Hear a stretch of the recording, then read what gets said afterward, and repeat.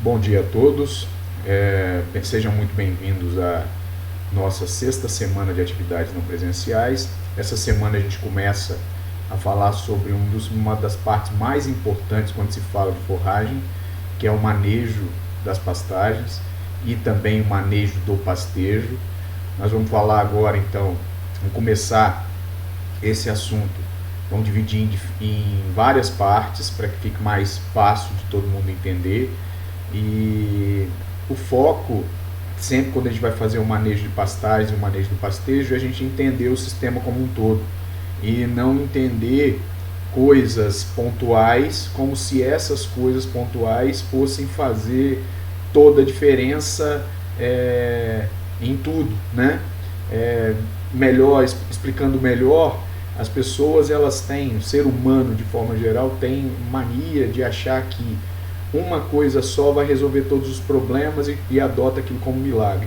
Então, essa primeira discussão, além de a gente falar um pouquinho sobre as bases fisiológicas de manejo da pastagem e do manejo do pastejo, nós vamos focar também nessa visão de bom senso que vocês, como técnicos, devem ter na hora de entender o sistema. Ontem mesmo, eu recebi um e-mail de um produtor e ele pedindo ajuda num sistema de caprinos e ovinos, e ele falava o seguinte: olha, eu já fiz 2 mangas de pastejo, eu já sei aonde que vai ser a instalação, eu já vou comprar minhas matrizes e depois disso eu quero te chamar para poder me ajudar. E aí a resposta que eu falei para ele foi o seguinte: a melhor forma de você trabalhar com uma ajuda técnica, com auxílio, com a consultoria técnica, é você não tomar decisão nenhuma sem a ajuda do técnico. Porque muitas vezes a gente vai numa propriedade e o que a gente vê é que muitas decisões erradas foram tomadas anteriormente e que a gente não pode mais agir e melhorar naquelas decisões. O manejo de pastagem e pastejo não é diferente. Nós precisamos de entender que não é só o pasto, não é só o animal que eu vou trabalhar, a gente tem que entender a área, nós temos que ver as distâncias da área, nós temos que ver tudo aquilo que envolve o conforto do animal para ele manifestar o melhor de sua produção. Então, a discussão ela vai estar muito centrada nisso e eu espero poder atender às exigências que eu não tive quando eu aprendi uma disciplina como essa, né? Nós focávamos muito nas técnicas, mas eu quero também passar essa visão de bom senso para vocês, para que vocês possam focar o trabalho de vocês baseado no todo. Tá certo? Pois é, então nós vamos começar a falar sobre o assunto, e esses conceitos iniciais eles são muito importantes, mas no primeiro momento eu gostaria de falar o seguinte: primeira coisa, existe uma tendência humana, né, da gente simplificar tudo, e isso está acontecendo muito na produção científica no Brasil. Cada vez mais a produção científica aumenta, mas a qualidade dos trabalhos cai, né? Hoje nós temos muita informação acessível, com muita facilidade, pouco tempo, e ao mesmo tempo nós estamos criando uma situação, por essa avalanche de informações, de falta de hábito de leitura, porque sobrecarrega, né? Muito, e o pessoal está cada vez lendo menos, o que preocupa, porque muitas vezes a solução para uma determinada situação está em conceitos básicos, e se a gente não tiver a base, nós não vamos conseguir enxergar jamais a solução dos problemas. Eu costumo dizer o seguinte: técnico que não sabe resolver problema, ele faz parte do problema. Então isso aí é uma coisa que a gente tem que levar. Quanto mais a gente gosta de uma coisa, quanto mais a gente trabalhar com aquela coisa, mais a gente tem que ler a respeito dela, mais a gente tem que se informar, mais a gente tem que se capacitar nisso. E é uma das coisas que eu chamo a atenção hoje: a falta do hábito de leitura, ela carrega não só a falta de informação para os técnicos que estão na ativa, mas também está trazendo isso para a pesquisa, está sendo muito banalizado. A maior parte dos trabalhos, muitas vezes os pesquisadores conduzem as pesquisas muito pontuais, porque está visando quantidade, né, num curtíssimo prazo, porque biologia não é uma coisa que ela vai dar resultado do dia para a noite, né? Nós precisamos de trabalho a longo prazo, ver como essa vegetação funciona no longo prazo, ver qual vai ser o impacto dessas modificações, né? E o pessoal está querendo cada vez mais concluir as coisas no curtíssimo prazo, procurando respostas diretas para que seja observado na prática, sem entender os processos, os padrões de resposta determinantes nos resultados apresentados, né? Então é muito crítico isso, porque nós estamos cada vez mais com essa falta de hábito de leitura e com esse imediatismo passando a acreditar em milagres. E milagres não existem, né? Nós precisamos de entender que a partir do momento que você entende melhor um processo, a partir do momento que você domina melhor um processo, você passa a enxergar ele melhor. E passando a enxergar ele melhor, você vai conseguir achar soluções para o problema. Tecnologia é isso, tecnologia é conhecimento aplicado. Tecnologia não é uma simples técnica, não é você achar, olha, mas essa forrageira é excelente, aquela forrageira é melhor do que essa, agora o problema está resolvido. Não é por aí, tá certo? Então, como consequência disso, o uso de técnicas aparentemente corretas geram insucessos, né? Muitas vezes eu coloco, igual agora está uma febre danada, né? Agora não, já de algum tempo, do capiaçu, do curumi e vários outros cultivares, como se isso fosse resolver o problema. Então eu já gosto de citar muito isso. É uma gramínea boa, pode ser boa, mas é uma gramínea como qualquer outra, né? Pode ser uma solução para determinadas situações. Mas a gente tem que entender bem quando que eu vou usar e para que eu vou usar. E nisso, antes disso, nós temos um planejamento, temos um diagnóstico a fazer. Então é muito importante que vocês entendam isso. O manejo de pastagens, ele parte desses conhecimentos do todo, né? Não é só você usar um capim que vai fazer diferença no sistema. O simples uso de coisas pontuais não vai garantir sucesso, né?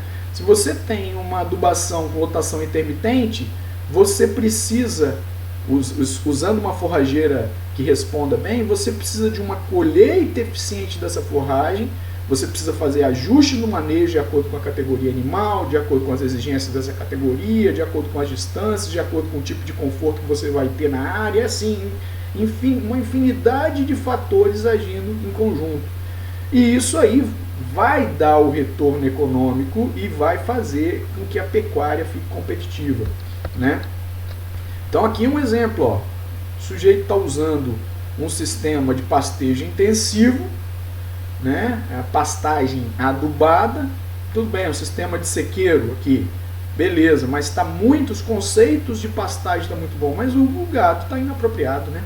Então está usando filé mignon para um animal que não responde bem. Então aí, ó, você já vê que o negócio não vai funcionar. Está faltando uma característica, um elo do sistema que vai dar um resultado fracassado, tá?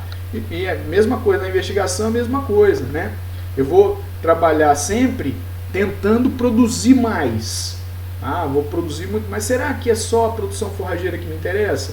Então, se você trabalhar a adubação, o crescimento, né, tem o crescimento da forrageira, que é quantidade de forragem produzida por quilo de adubo que você aplica, né, e aí a eficiência da adubação. Depois tem a adubação, quilo de forragem consumida em relação àquela forragem que eu produzi. E depois vem a conversão, quilo de produto animal por quilo de forragem consumida. Olha só, já estou falando numa situação muito simples de adubar a pastagem. O que está envolvido nisso, né? Um sistema muito complexo e que a gente tem que entender cada vez mais. Então a eficiência total passa a ser quilo de produto animal por quilo de adubo. Essa é a eficiência que a gente tem que buscar. Então, quando a gente busca essa eficiência, nós temos que considerar todos os elos que fazem chegar a essa eficiência. Então, as eficiências parciais vão determinar e condicionar a eficiência total. Não devem ser consideradas em separado. Eu não posso falar assim, ó, vai ser uma forrageira, essa forrageira vai resolver o problema, meus problemas acabaram. Esse animal vai resolver meu problema, vou comprar o animal tal porque ele é melhor. Nada disso. Nós temos que entender o processo, entender o sistema e tentar adaptar as condições de cada sistema, de cada propriedade e caminhar sempre numa direção de progresso, né? Obedecendo o sistema biológico, que é uma coisa que não pode ser imediatista, igual muitas pessoas precisam. Claro, se a pessoa tiver poder de investimento, e ela vai investir no negócio do início, claro que nós vamos começar com o que é de melhor, mas a base do sistema é o equilíbrio. Então, estou trabalhando com pastejo, lotação rotacionada e estou tendo prejuízo, né? O que acontece? Não é só o pastejo que tem que mudar, o resto também tem que mudar, né? Se tiver uma reprodução irregular, se tiver rebanhos em crescimento, muito rebanho em crescimento que não produzem, no caso do leite, manutenção de refúgio, criação de machos, gado não especializado, desconhecimento da importância da estrutura do rebanho, porcentagem de animais que estão produzindo em relação ao total de animais, primeiro parto tardio, criação de novilhas, isso tudo atrasa a resposta animal àquele recurso, àquele sistema que eu estou me propondo. Então, muito importante, antes de sair por aí falando que só o manejo, só a forrageira vai fazer diferença, nós temos que entender o sistema como um todo. E aí o pessoal fala assim, eu estou trabalhando com tecnologia e tomando prejuízo, isso aí não vale nada, né? O produtor tem essa visão milagrosa, visão de algumas coisas pontuais e fáceis, né? Quantas vezes que nós somos bombardeados aí com informações pontuais, como se elas fossem a última cocada, né? A última solução para os problemas, né? E vende isso aí caro. E às vezes, se a gente fosse, por exemplo, tanto de hoje na suplementação nutricional, o tanto de aditivos que tem, se a gente fosse usar todos eles, a gente não teria, não pagaria nem não pagaria nem o que a gente consegue produzir, a produção básica. Então é uma coisa que a gente tem que pensar. Vamos pensar na base, vamos pensar primeiro no arroz com feijão bem feito, porque a gente tem que entender o sistema como sendo um sistema complexo. Se a gente começar a achar muita maquiagem, muita coisa, nós vamos com certeza cair do cavalo, porque nós não vamos perder o controle do sistema, perder o foco, eu digo assim, né? Outra coisa que acontece muito é a falha de comunicação. Isso aí é um produtor que falaram para ele assim, ó, vamos fazer o pastejo rotacionado. Ele botou a vaca aí e falou que a vaca estava fazendo pastejo rotacionado, estava rodando em volta desse pau aí, né? Ficava rodando, então ela fazia o pastejo rotacionado. Então tomar muito cuidado com aquilo que vocês falam e tentar fazer sempre um feedback daquilo que o produtor está entendendo. Porque o produtor jamais vai falar para você que não entende, não entendeu o que você falou. Mas você tem que tem que ter essa sensibilidade para poder ver se você está sendo entendido. Muitas vezes acontece que há falha de comunicação porque o perfil do sistema que o produtor entende é completamente diferente daquilo que você está falando. Tá? Então é muito importante que você faça esse feedback. Outra coisa que acontece muito, eu vou dividir minha pastagem em piquetes, porque aí vai resolver, né? É só entender que dividir piquete não resolve o problema. Dividir piquete ajuda, vai organizar a colheita, mas muitas vezes o produtor não tem nada ali, ele vai dividir o piquete e vai colher o quê, né?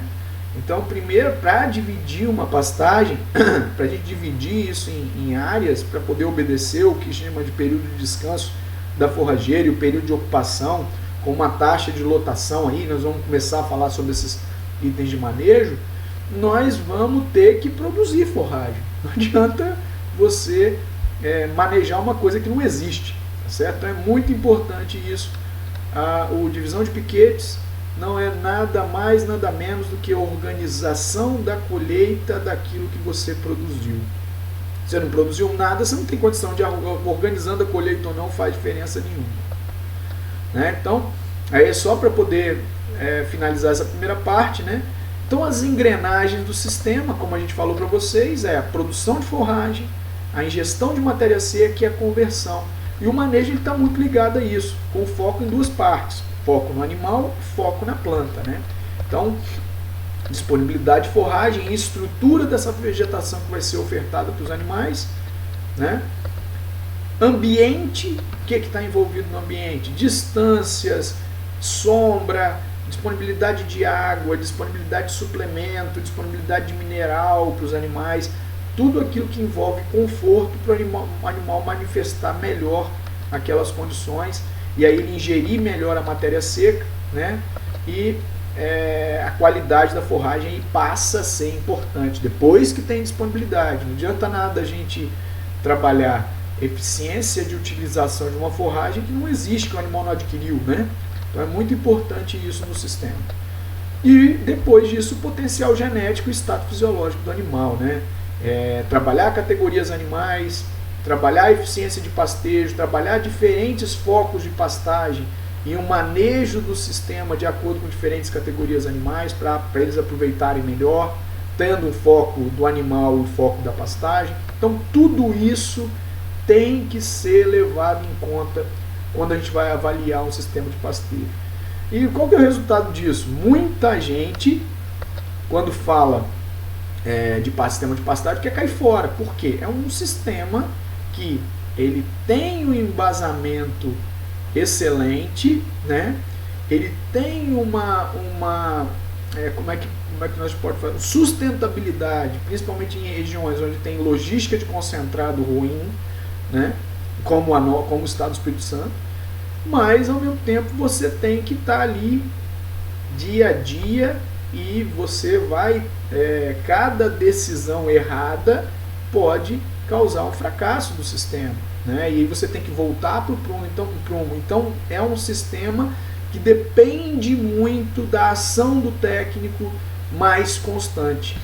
Exemplo, para de chover, né? Se parou de chover um sistema de sequeiro, é claro que a pastagem vai mudar e aí você tem que entrar com uma suplementação diferente, né? Quando voltou a chover, aí muda novamente. Então é muito dinâmico, tanto a qualidade quanto a quantidade, como a estrutura da vegetação que é ofertada para os animais. E isso aí, nós vamos ter número de bocados, o tamanho do bocado, o animal vai dizer muito para a gente qual que é o estado da pastagem, né? Nós vamos começar a tentar observar esse comportamento e ver a vaca mesmo, ou o ovino mesmo, ou o caprino, vai dizer pra gente, olha, isso aqui tá bom, pelo comportamento deles, ele vai dizer, isso aqui tá bom, isso aqui tá meia boca, né, pra gente. Então a gente consegue entender pelo que o animal tá fazendo ali no pasto. Bom, então, baseado nisso, nós temos dois focos. Nós temos o primeiro foco, quando a gente vai fazer manejo de pastagem, nós temos o primeiro foco focado na pastagem, e um segundo foco.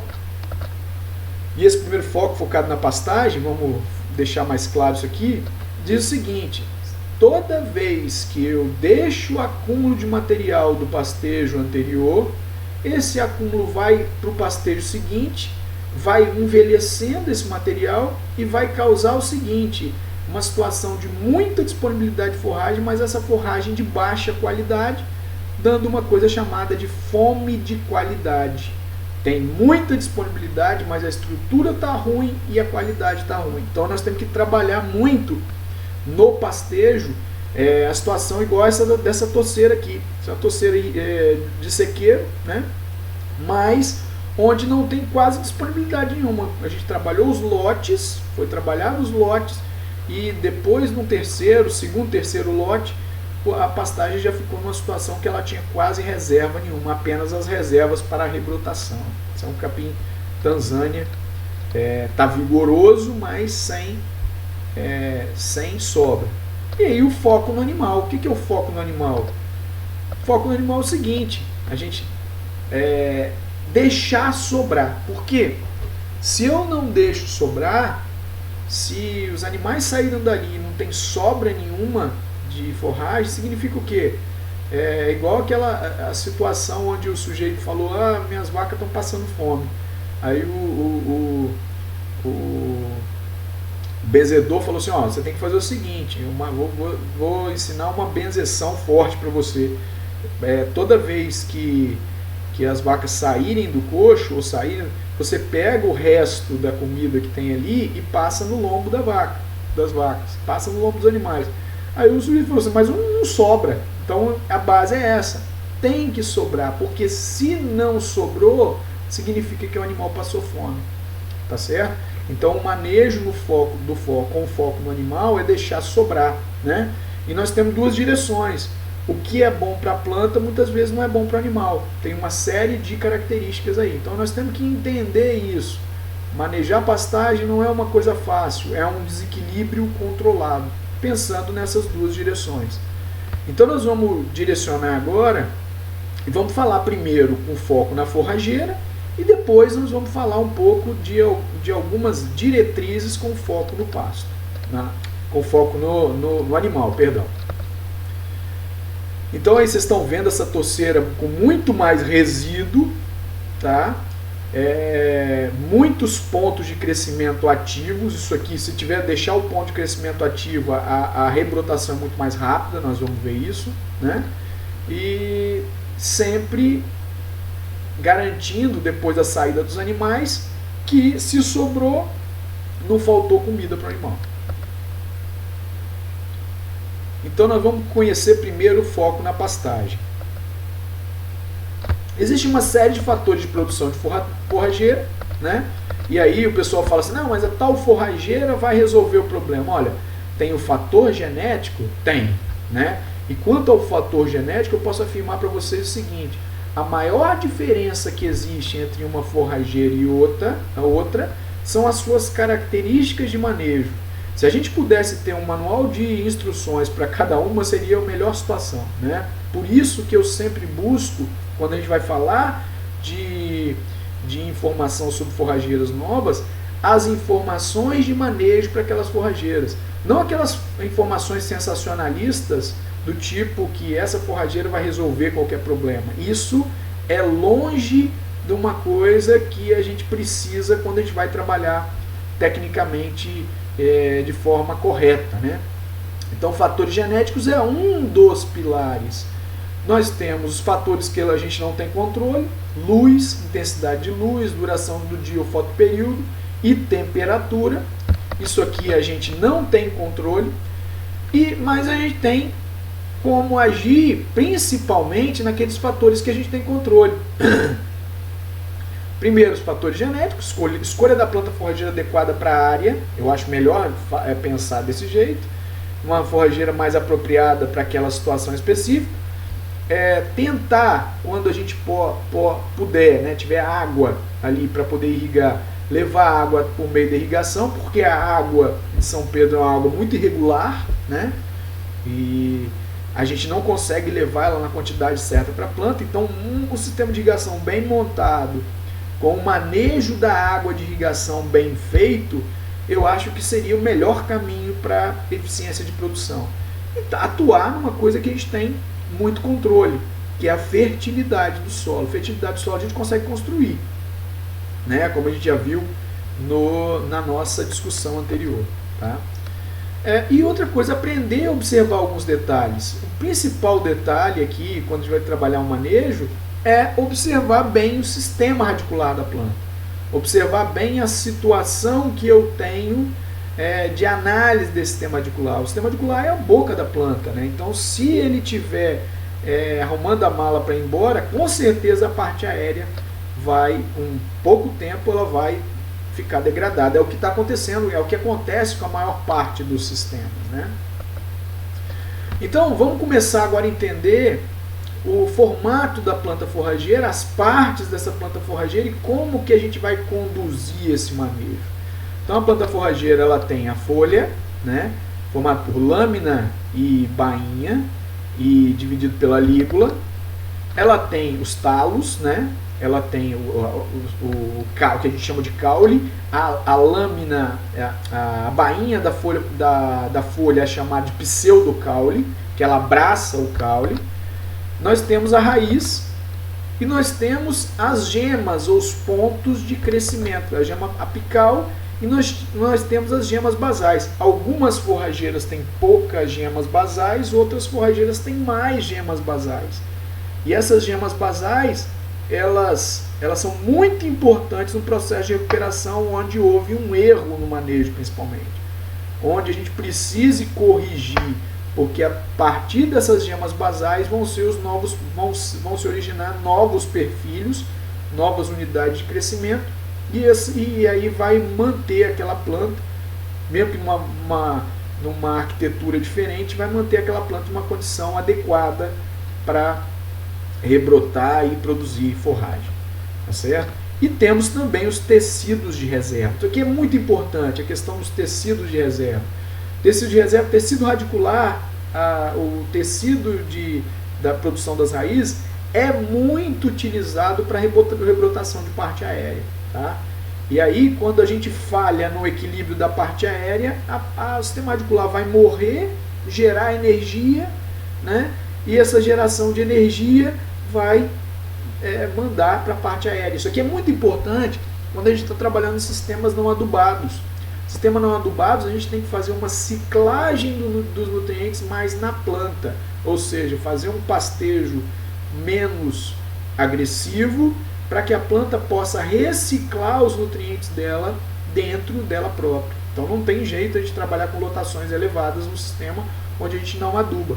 O sistema que a gente aduba, a planta vai estar mais ligada ao ecossistema, à rizosfera dela, porque o solo sendo bem adubado, a água estando na medida certa, tudo isso vai fazer com que ela responda baseado nessa riqueza natural que tem no sistema, e não precise acionar as reservas fisiológicas dela, né? Então, eu diria que um sistema baseado na planta, ciclagem nutriente na planta, precisa ser bem mais lento. Você precisa trabalhar com pastejo muito mais leniente, muito mais leve, né?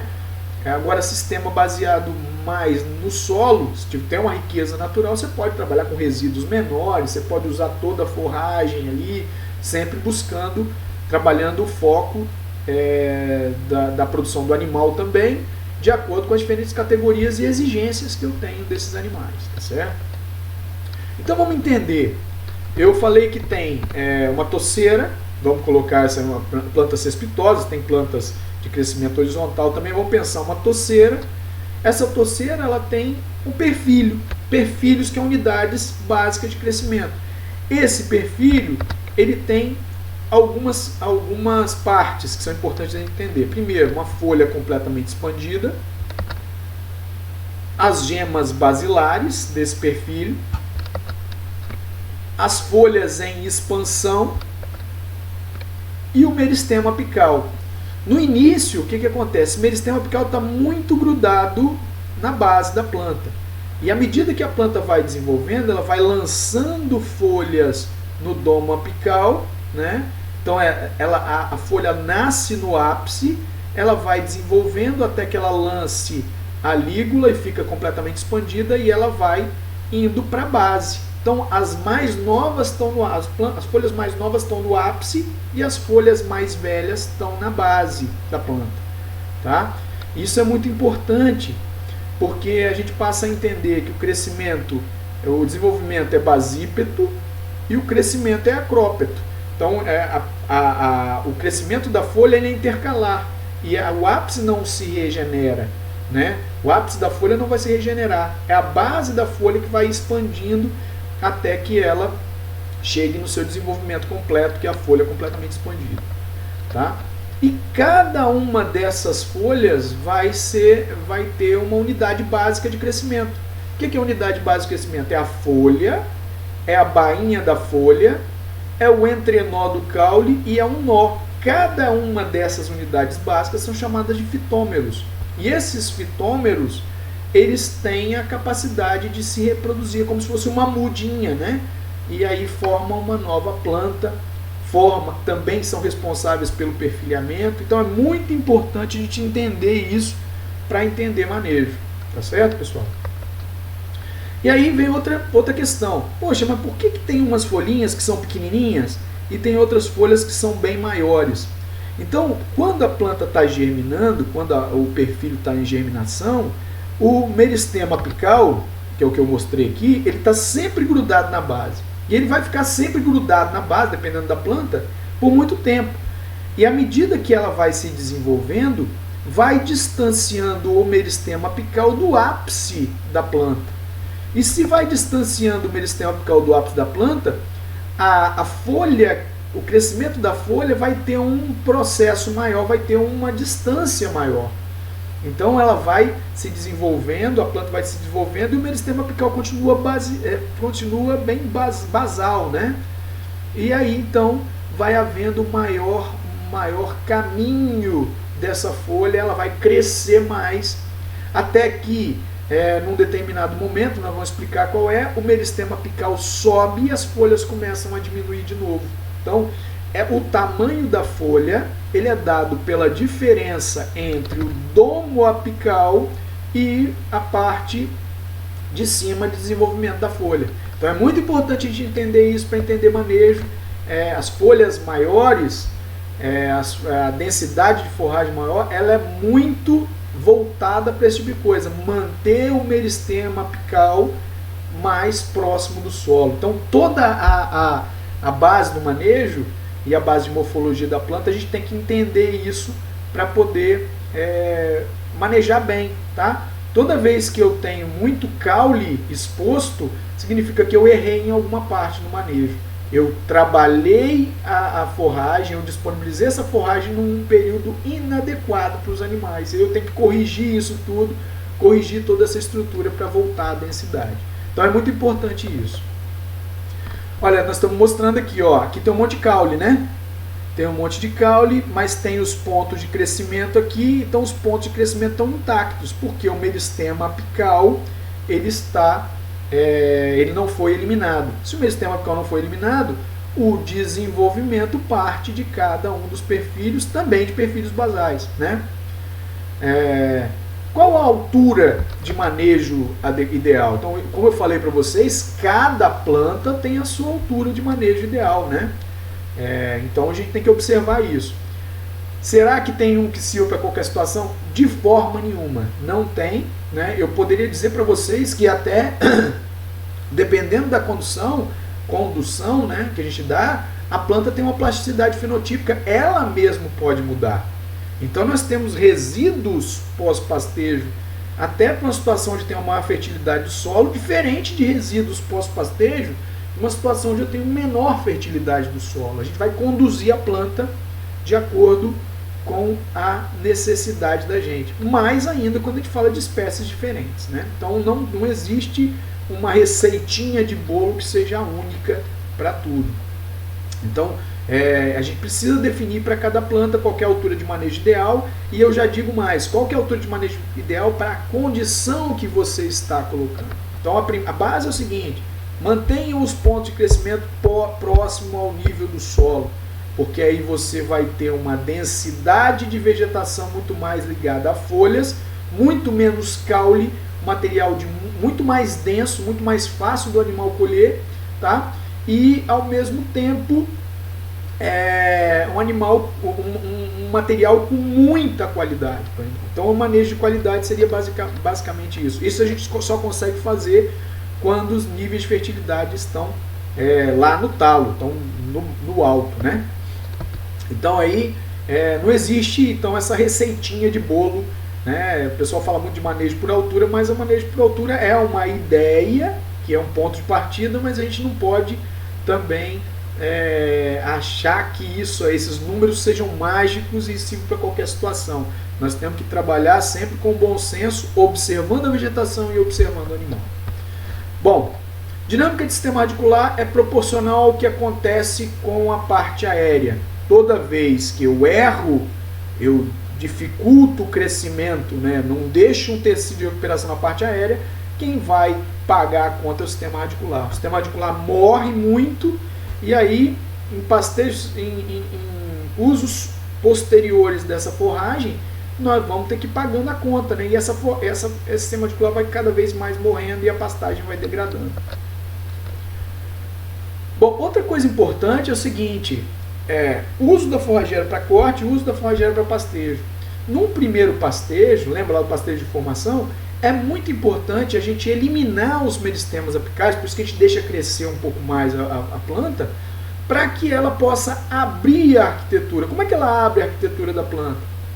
A gente vai deixar um período, respeitar um período de descanso um pouco maior, né, pós-pastejo, né, e vai ao ponto que essas gemas basais possam brotar, né, a gema vai brotar e abrir a arquitetura da planta. É muito importante isso aqui também para poder mudar a arquitetura da planta e fechar melhor o solo no pastejo, abrir mais a toceira, ter uma condição onde você vai ter mais homogeneidade de relvado, homogeneidade de vegetação, o que facilita a colheita pelos animais. Tá? Então vamos abrir a arquitetura, eliminar o mínimo de... Mas ao mesmo tempo nós vamos eliminar alguns pontos de crescimento, isso aqui é muito importante, tá? Vamos eliminar alguns pontos de crescimento para poder estimular brotações basilares, mas a gente vai eliminando pouco esses pontos de crescimento, porque esses pontos de crescimento vão fazer com que haja velocidade no processo de rebrotação. Tá? Só para poder a gente exemplificar melhor, toda vez que eu elimino os pontos de crescimento dos perfilhos que estão ali, eu vou retardar o processo de rebrotação em pelo menos 2 semanas.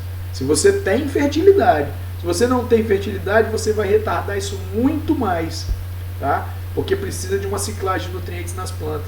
E o que acontece muitas vezes para degradar o pasto? O sujeito coloca muito animal, carga animal pesada e continua a carga pesada e a planta vai armando a mala para ir embora com o tempo. Tá? Então aí vai ter que ter um período de descanso, né? Depois de um tempo você obedeceu aquilo ali, deixou os meristemas ou pontos de crescimento intactos, vai ter um tempo de recuperação dessa planta. Esse tempo de recuperação é para que ela volte a produzir folhas numa densidade correta. Como que a gente sabe? Como é que a gente sabe que a planta ela não foi eliminada do meristema apical? Se não há crescimento apical das folhas, não vai haver regeneração dessas folhas. Se não há regeneração dessas folhas, as folhas que já existem ali dos perfilhos, elas ficam todas cortadinhas, né? Pode acontecer de não ter cortado porque ela estava dentro, às vezes ela estava dentro do domo apical, mas a maior parte das folhas que estão ali, elas não se regeneram, né? E aí vão estar cortadas. E aí você sabe que há grande quantidade de pontos de crescimento que não foram eliminados no pastejo anterior. Bom, e aí, quando que eu vou usar de novo? Cresceu, desenvolveu, rebrotou, quando que eu vou usar? Quando houver uma captura pelo relvado, pelo dossel, pela vegetação, como se tivesse uma formiguinha aqui, né, olhando para cima na base da vegetação, que capturasse pelo menos 95% da luz que chega. Luz solar que chega em cima do topo do dossel, 100%. Luz solar que chega na base é 5%. 95% da luz que chega vai ser capturada. Por que isso, gente? Por que essa condição? Né? Eu vou passar aqui, né? Aliás, não, vamos finalizar, né? Essa parte. Então nós vamos entender depois por que tem que ser 95% de interceptação de luz, tá? Na rebrotação.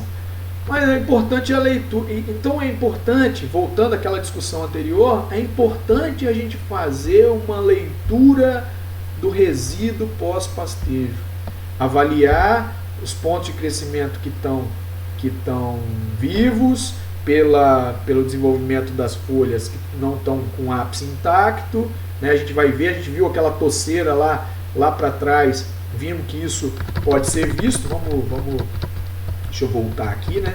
De repente a gente consegue visualizar de novo.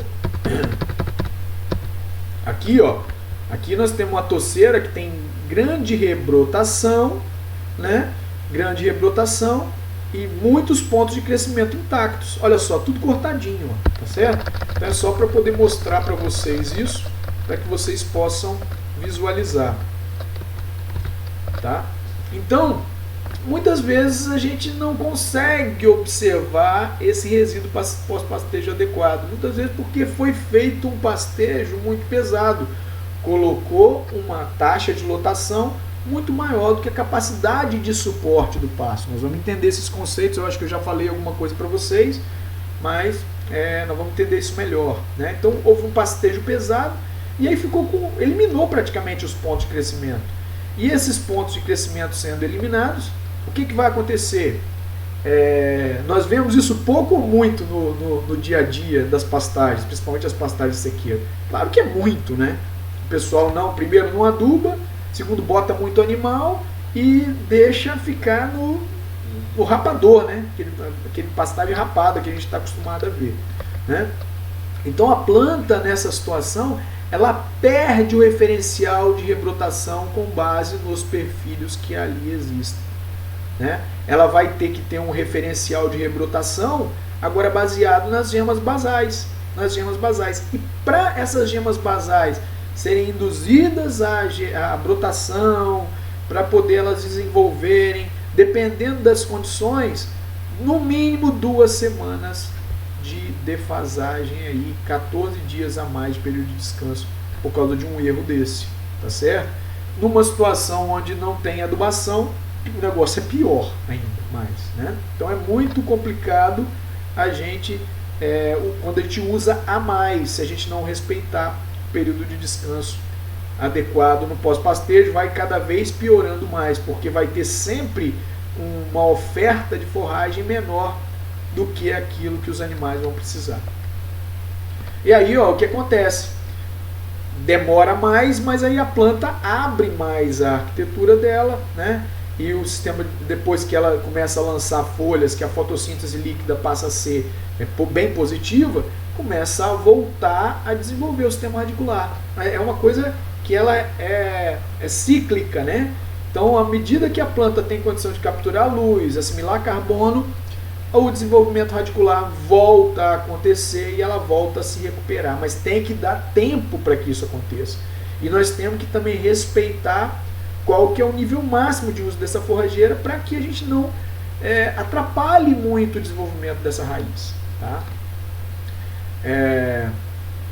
Então a gema desses perfis, elas vão ser mais basais, né? Porque eles vão estar vindo da base, vão abrir mais a arquitetura da planta, mas demora muito mais, né? Apesar ao haver um recomeço dessas brotações basais, vai demorar muito mais, tá? E aí depois disso as folhas voltam a se desenvolver, a raiz também, mas precisa de muito mais tempo para que isso aconteça, tá?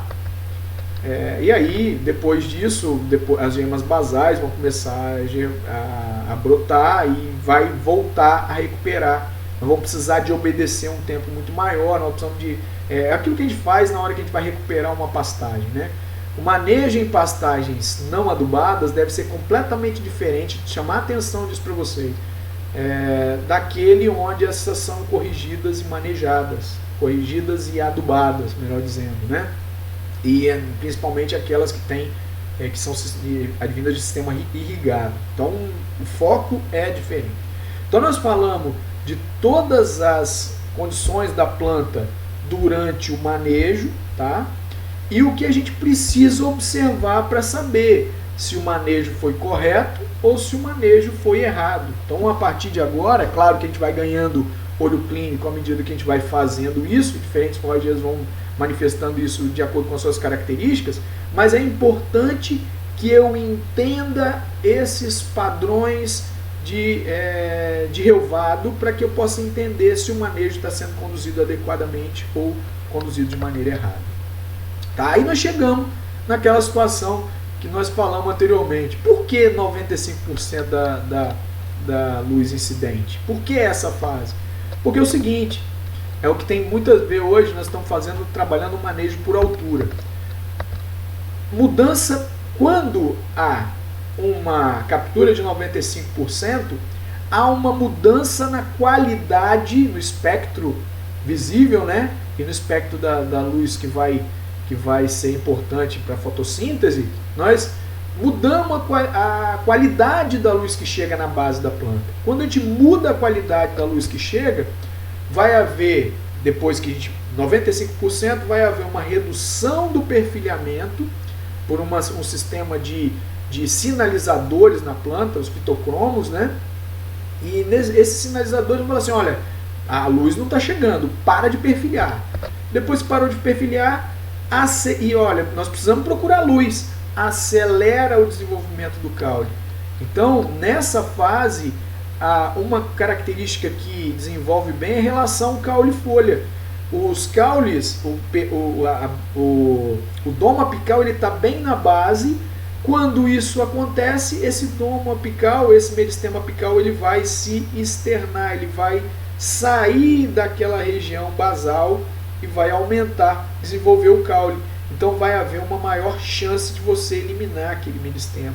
Vai haver uma maior chance de ter maior quantidade de caule naquele material disponível. Então isso é uma coisa que a gente não quer. Então a gente precisa entender qual é a hora certa de colher.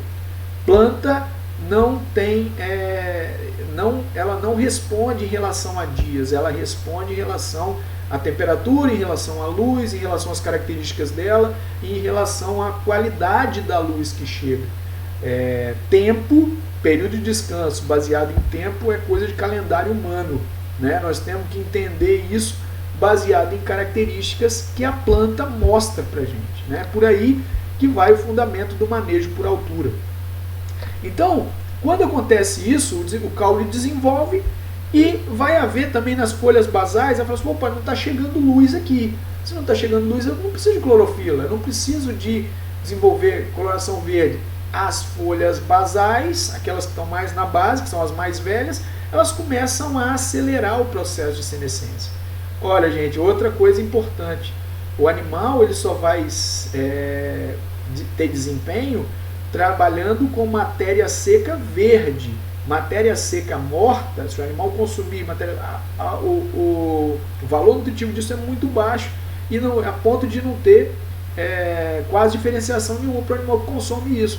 Então a base de desenvolvimento do animal é com base em matéria seca verde.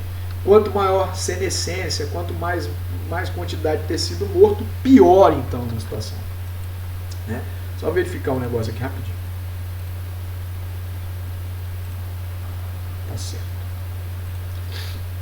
Então vai ter uma aceleração de perda desse material.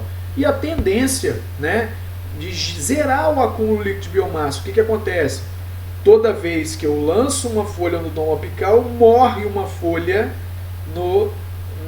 na base da planta, ao ponto de o que a planta gera de biomassa, ela vai morrer na base. Então não vai ter mais, a planta não vai acumular mais forragem, né, a partir desse momento. Então, várias coisas negativas. Desenvolve caule, né?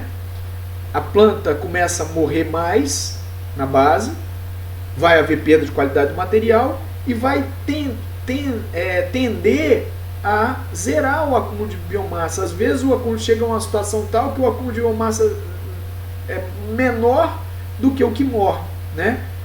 A quantidade de biomassa que é produzida é menor do que a quantidade de biomassa que morre. Então aí vai haver aquela fase de balanço negativo na planta. Não vai ser gerado mais biomassa. Então é muito importante a gente entender esse processo e entender isso com coisas que a gente consiga transferir, que a gente consiga visualizar no campo. Tá? Então a determinação do período de descanso Com base na interceptação, ninguém vai ter um fotômetro para poder avaliar isso, né? Tem os luxímetros, mas também eles são bem precários quando a gente vai avaliar esse tipo de coisa, e não vamos fazer isso. Nós temos que avaliar então por altura. Então, mas observar então condições de transferência, manejo por altura, só que observar o seguinte: existem pastagens e pastagens. Essa afirmação é uma beleza, né? Existem pastagens e pastagens.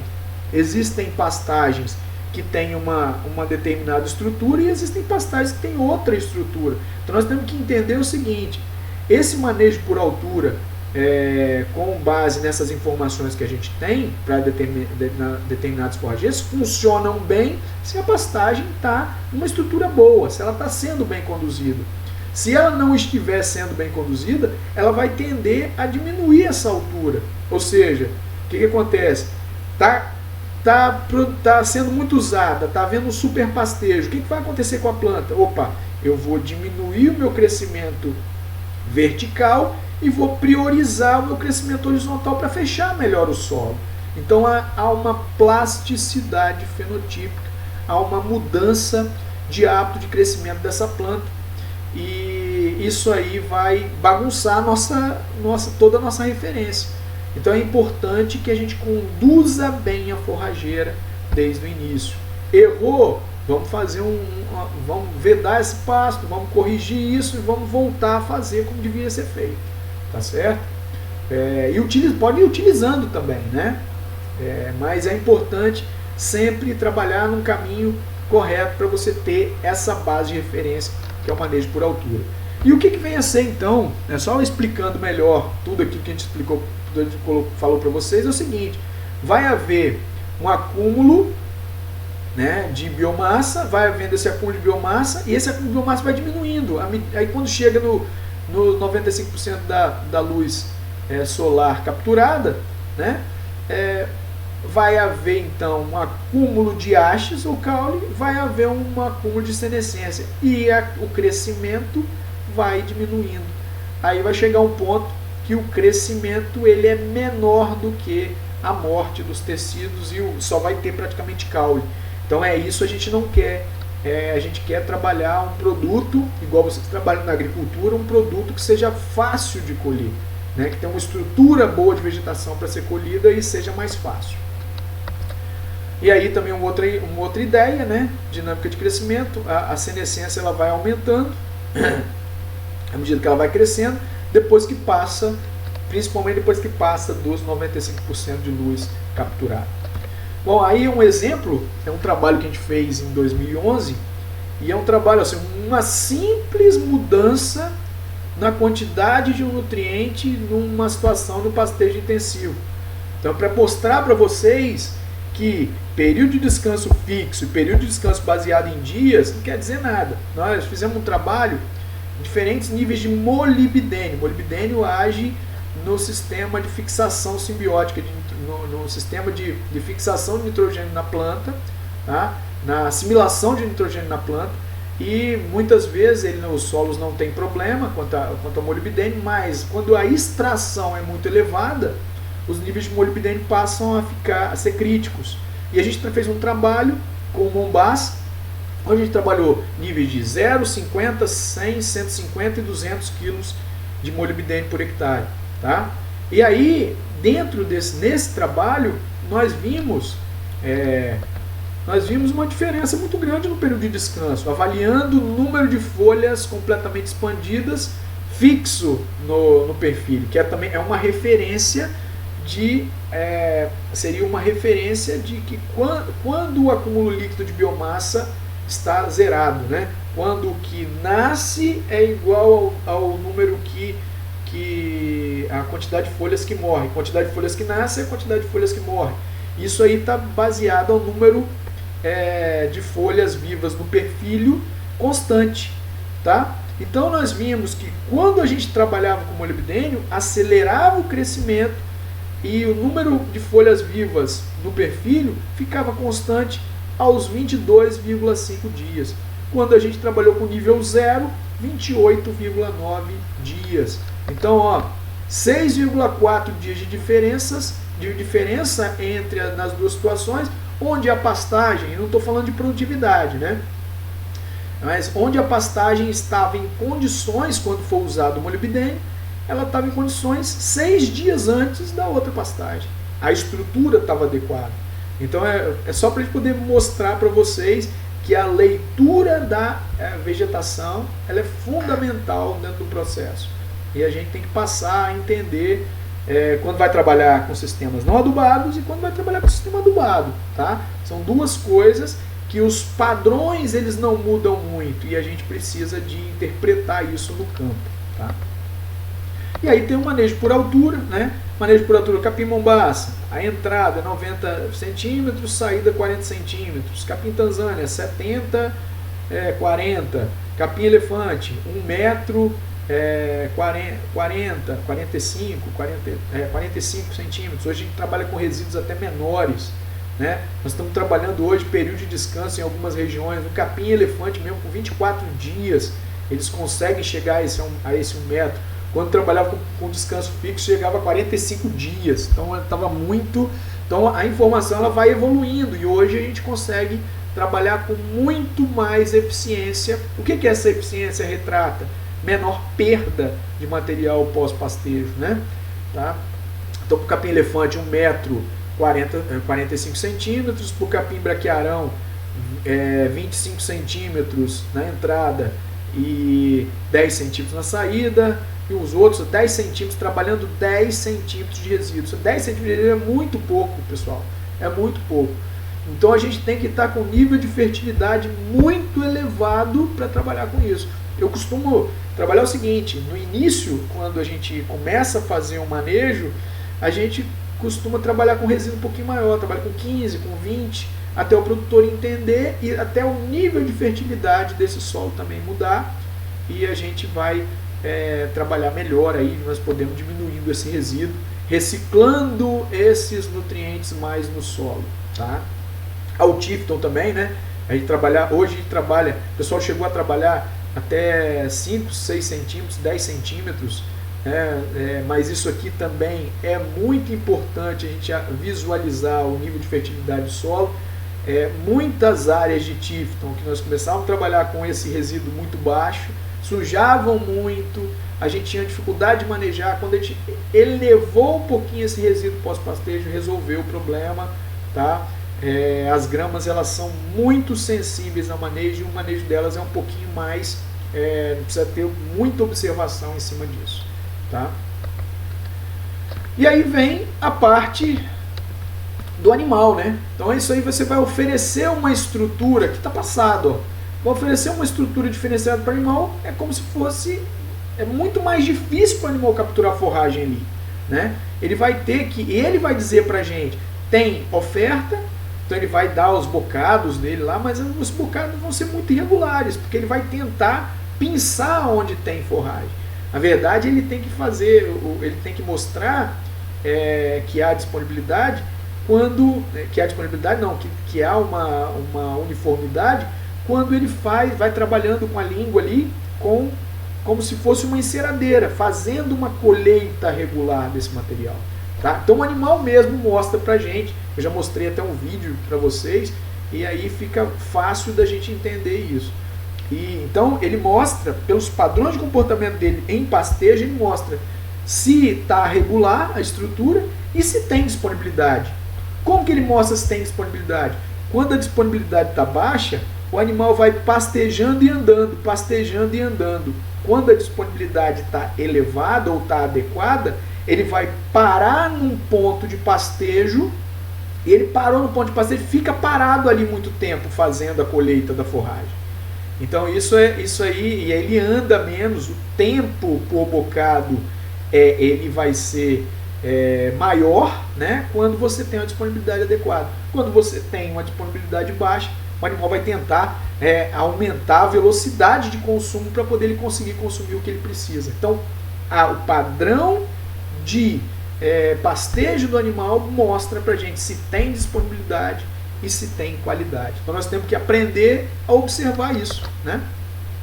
Como avaliar, então, o comportamento com os animais? Isso aqui é uma propriedade onde onde foi feito um manejo, roçava o Tifton antes, deixava ele em leira e fazia um controle dos animais, um pastejo dos animais com uma cerca móvel, né, para que eles pudessem ter uma eficiência maior. Então, é uma propriedade familiar, a gente trabalhava isso, os australianos trabalham muito esse tipo de contexto. Então, como que a gente vai avaliar? Avaliando o comportamento dos animais. Eu já até comentei com vocês, né? A gente avaliar o que os animais, a forma dos padrões que os animais estão apresentando, a gente tem uma ideia muito boa se está adequado ou se não está. Locomoção de pastejo, tá? Vai andando e comendo, a disponibilidade tá fraca, tá falhando aí a disponibilidade. Intervalos entre pastejo e descanso, tá? Ele fica mais tempo no pastejo, tempo que o animal vai ficar no ócio, tá? Quando ele geralmente tende a dividir esse tempo em 3 etapas, 8 de ruminação, 8 de pastejo, 8 de ócio, né? Não é muito bem regularzinho assim, mas a gente tem esse padrão. Quando começa a distanciar e o animal aumentar o pastejo, alguma coisa ele está querendo dizer para a gente, olha, tem pouca comida, eu estou gastando mais tempo para comer, né? E o produtor ele interpreta isso de uma forma errada. Opa, aquele pasto aí do que o doutor está mandando para minhas vacas, ele é tão ruim que as vacas nem querem saber de pastar. Durante o dia, quando o sol está quente, elas ficam no descanso. É ao contrário. Elas têm uma disponibilidade adequada, então elas têm que gastar menos tempo. Pastejando. A vaca não é igual um cavalo, né? O pessoal pensa que é tudo igual, né? O cavalo ele precisa pastejar muito mais tempo. O ruminante não. O ruminante ele precisa ter esse período de descanso e de ruminação, tá? Então é muito importante a gente observar, ter um foco também no animal, né? Avaliação do resíduo pós-pastejo, que eu comentei para vocês. Se não sobrar disponibilidade, se não sobrar nada no primeiro lote, naquele lote com maior exigência, aqui você está vendo que tem sobra, ó, tá? Significa que faltou comida para os animais. Aqui lá no sítio do seu Jair Milanese, né? Isso aí em 2010. Aqui nós colocamos uma vaca que produzia 35 litros de leite. Na frente, ponta e repasse, né? Ela comia o que tinha de melhor, pinçava ali, né, o que ela tinha de melhor, com a densidade adequada, e vinha o lote raspador atrás, né, fazendo o repasse para deixar o pasto na condição adequada. Depois roçava isso e também incorporava isso na fertilidade do solo, mas a condição ideal, quando chega na situação adequada, é uma situação onde você vai ter 2, 3 lotes agindo ali, e o último lote já não vai deixar quase nada. Você vai suplementar esse último lote com a cana, com volumoso, com alguma coisa nesse sentido. Mas é importante que você obedeça essa condição. Lotes diferentes, exigências diferentes, e a gente tem que organizar isso. Claro que dentro da propriedade não podemos fazer vários lotes, que isso aí aumenta muito o nível de trabalho dentro da propriedade. Mas a gente pelo menos ter 2 lotes aí ajuda bastante, tá, no manejo do pasto. Como é que eu faço isso? Como é que eu transfiro isso? Na época da seca, a maior parte dos sistemas regulares, ou a gente possa fazer áreas retangulares, né? Nós trabalhamos só trabalha a cerca em volta do pastejo e vai andando com a cerca à medida que você vai mudando a área, né? Então você vai trabalhando com cerca móvel. A gente tenta fazer isso o máximo possível, tá? No inverno tem um número maior de piquetes, no verão vai ampliar o tamanho do piquete, vai ter um número menor de piquetes. Como é que eu vejo isso?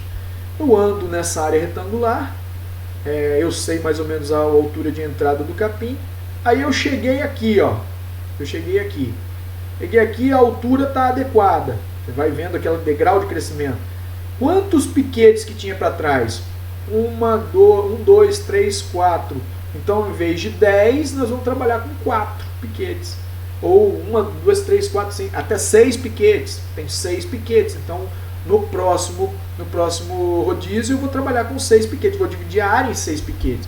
Porque Em 6 dias o pasto, em 7 dias o pasto chegou naquela condição que eu queria.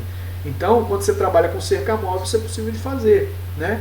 Outra coisa, mas tem que mudar todo mês que o técnico vai na propriedade? Não adianta ficar mudando todo mês, porque é uma coisa que envolve, vai ter ajuste de lotação, vai ter afinamento da técnica para avaliar o resíduo, muda tudo. Então, geralmente, a gente já chega à conclusão que nós vamos mudar em épocas críticas, 2 a 3 vezes por ano, nas transições. Secas, águas secas e algum outro período, né, onde você tem algum veranico, algum problema que você precise ajustar isso. Mas fora isso, é um meio termo que a gente faz. A gente faz um ajuste por altura exato, mas a gente faz um médio que a gente possa transferir. Uma outra ideia também é quando você chega na propriedade e tem uma cerca fixa, já tem um sistema já divididinho, você pode atuar ali na cerca móvel. Você pode trabalhar com a cerca arrastadora no piquete. E essa cerca arrastadora, você altera o período de ocupação, tá? Vamos lembrar aqui, ó. Vamos fazer essa conta aqui, de repente fica fácil para que todo mundo entenda. Vou tentar aqui dar uma ideia. Eu sei que o número de piquetes é o período de descanso sobre o período de ocupação, mais um, né? Então eu pego o período de ocupação, coloco em número de piquetes menos 1, vezes o período de ocupação, vai ser o período de descanso. Então eu posso alterar esse período de descanso aumentando o período de ocupação. Se eu tiver, por exemplo, um período de ocupação no verão de 3 dias e no inverno de 2 dias, como é que vai ser? Por exemplo, aí eu tenho um número de piquetes. Você vai alterar isso. Eu não vou fazer essa conta aqui agora, mas é só para poder mostrar para vocês que alterando o período de ocupação, mesmo com o piquete fixo, com a cerca móvel dentro do piquete, eu consigo ajustar o período de descanso. Claro que os ajustes eles são muito mais engessados, mas a gente tem condição de fazer isso. Trabalha com 2 dias de ocupação no inverno, né? Porque aí vai ter um número maior, o período de descanso vai ser maior, né? Aliás, 3 dias de ocupação no inverno, que o período de descanso vai ser maior, e 2 dias de ocupação no verão, que o período de descanso vai ser menor, tá certo? Você pode ajustar esse período de ocupação de acordo com o período do ano, sem precisar mover essa cerca dos piquetes. Então um outro artifício que você pode usar, que também dá muito certo, tá? Mas é um artifício mais engessado. Para os produtores que têm menor controle, que ficam menos na propriedade, é um artifício que a gente pode usar aí, sem problema nenhum. Então, como utilizar os conceitos nas propriedades? Trabalhar o descanso variável. Nós podemos trabalhar avaliando durante 1 ano, ou 2 anos, ou 3 anos, fazer uma avaliação, né, e manejando ao longo desse tempo, obtendo informação da taxa de crescimento da pastagem, medir a altura ao longo do crescimento para poder ver, no verão cresce tantos centímetros por dia, no inverno cresce tantos centímetros por dia. Você sabe quanto tempo que vai gastar de período de descanso no verão, no inverno, na primavera, quando a gente vai mudar. E aí muda o período de descanso nessas diferentes épocas, né? Durante a visita também você pode fazer, igual eu falei, andar na área e ver onde é que está a altura de entrada, trabalhar com cerca móvel. Em áreas muito irregulares, onde a gente não tem como fazer aquela bateria, né? Aquele módulo retangular, os piquetes devem ser fixos, fazer menos piquetes e variar o período de ocupação no piquete fixo, né? Quando o produtor não assimila, também variar o período de ocupação. Evita, quando o produtor está mais ausente na propriedade, fazer cerca móvel, porque é um tipo de manejo que precisa de mais olho do dono, precisa de mais acurácia ali, e é muito mais fácil de errar. Eu volto a falar, nós estamos na propriedade, nós vamos ficar ali um dia durante o mês. Quem vai ficar ali é o dia a dia que precisa de entender o processo e de acertar o processo. E isso aí é disso que vai depender o sucesso na tecnologia, nas técnicas que você implantar dentro da propriedade. Então é muito importante isso ser transferido, a comunicação ser eficiente nesse processo. Bom, para finalizar então essa primeira parte, isso aí é um exemplo de um colega, né, foi até aluno, né, e na UVV, e ele montou esse sistema, né, de ordenha canalizada com base numa ordenha balde ao pé. Então, quer dizer, não sei se isso aí deu certo, não sei se não deu, falando que o poder de criatividade ele tem que estar sempre acima de qualquer coisa para um bom profissional. E ele tem que sempre achar soluções para os problemas. E como que a gente vai conseguir achar soluções para os problemas? Trabalhar com aquilo que a gente gosta, tá certo, pessoal? Trabalha com aquilo que você goste. Porque se você não gostar daquilo que você faz, fatalmente você vai ser um incompetente. Porque você não vai procurar, né, informações de qualidade a respeito daquilo. Leia e estude mais os assuntos relacionados ao seu trabalho. Tente fazer reciclagem, tente estudar mais, tente entender melhor o processo. Quem tem mais informação, bebe água limpa, chega na frente. Seja um profissional mais crítico. Ultimamente eu tenho uma preocupação muito grande que o pessoal aceita tudo. A gente fala qualquer coisa, o pessoal aceita. Então a gente precisa de ser mais crítico. A gente precisa de questionar mais para poder... E eu acho que todo mundo tem o direito de questionar. E à medida que a gente questiona mais, a gente aprende mais. Não haja como se o único fator fosse causa do sucesso ou do fracasso em um sistema. Não pode agir assim. Hoje em dia, por causa desse imediatismo, todo mundo quer achar milagre para resolver um problema de um sistema. O maior milagre, o maior sucesso que nós vamos ter, o maior resultado que nós vamos ter é aquele baseado em informação global do sistema, entender o sistema como um todo. Analise o contexto, use o substantivo esperança no sentido de esperançar, não de esperar, né? O pessoal fica muito assim, vou esperar para ver o que acontece. Não, a gente tem que ir à luta, né? Tente explorar ao máximo o potencial dos recursos disponíveis. E como que a gente vai explorar ao máximo desses recursos disponíveis? Entendendo melhor entendendo melhor o processo, porque aí eu vou entender como cada recurso vai poder ser usado. E isso é uma boa forma de analisar onde se pode chegar. Uma boa forma de você fazer isso, né, analisar os recursos que eu tenho disponíveis já na propriedade, é analisar onde você pode chegar. Porque aí você vai traçar o caminho e vai tentar encaixar aquilo que já se tem, né? Quando o resultado chegar ou atingir o objetivo, analise o quanto as pessoas envolvidas evoluíram, né? Se você perceber que foi muito trabalho, foi bem sucedido. Não existe uma meta, um objetivo que seja único.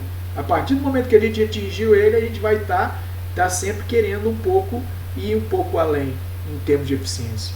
E isso é o processo de desenvolvimento, e principalmente desenvolve muito o ser humano nisso. Eu busquei colocar isso aqui é um slide que eu coloquei numa apresentação minha, e que eu acho que é bastante interessante, e fica um recado que seja bom para todos vocês que estão no processo de aprendizagem, né?